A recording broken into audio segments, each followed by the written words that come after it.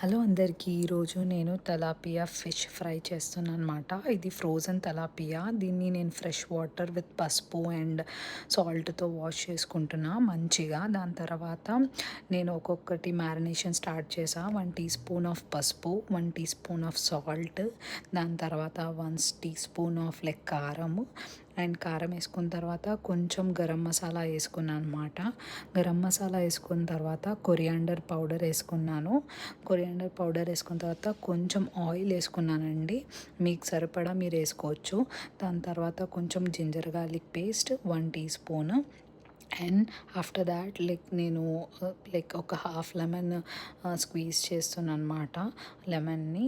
దాని తర్వాత మంచిగా ఈ లెమన్ స్క్వీజ్ చేసిన తర్వాత మంచిగా ఆ మొత్తాన్ని ఇలా కలుపుకోవాలన్నమాట. మంచిగా మిక్స్ చేయాలి. ఒక్కొక్క తెలాపియా తీసుకొని దాని మీద మంచిగా ఇట్లా మ్యారినేట్ చేస్తూ ఉండాలన్నమాట. ఇట్లా ఒక్కొక్కటి మ్యారినేట్ చేసుకొని ఒక ప్లాస్టిక్ డబ్బా ఒక దాని మీద ఒకటి పెట్టాను అనమాట. సో దట్ నాకు ఈజీ ఉంటుంది ఈవినింగ్ చేయడానికి అని. సో ఇది ఫ్రిడ్జ్లో ఒక హాఫ్ అన్ అవర్ పెట్టాను నేను డీప్ ఫ్రిడ్జ్లో. సో ఈ ఆయిల్ వేడేటప్పుడు ఈ డీప్ ఫ్రిడ్జ్లో నుంచి తీసి ఒక్కొక్కటి వేయాలనుకుంటున్నాను. ఈ ఆయిల్ వేడి అవుతుంది.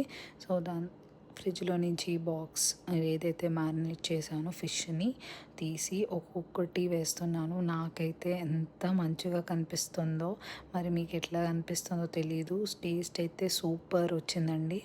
మీకు ఈ రెసిపీ నచ్చింది అయితే లైక్ చేయండి, షేర్ చేయండి. ఇది చాలా సింపుల్ రెసిపీ అండి. ఇది చూడడానికి ఎంత మంచిగా ఉందో అంత టేస్ట్ కూడా అయిందండి.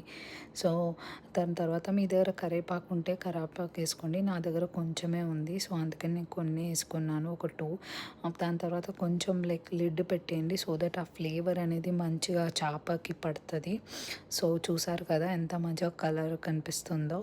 అండ్ దాని తర్వాత నేను చేపల్ని తిప్పానండి. తిప్పేటప్పుడు అది ఇరిగింది. సో ఇట్లా అయింది. బట్ టేస్ట్ అయితే ఎక్సలెంట్ వచ్చింది. దాని తర్వాత నేను 2 చేపలు వేసాను కదా, ఇంకో 2 చేపలు ఉన్నాయి కదా, 2 చేపలు మళ్ళీ వేసా ఫ్రైకి. టేస్ట్ అయితే యమ్మీ వచ్చిందండి. చూడండి ఎంత బాగుందో. వేడి వేడి అన్నం ఉల్లిపాయతో తిన్నా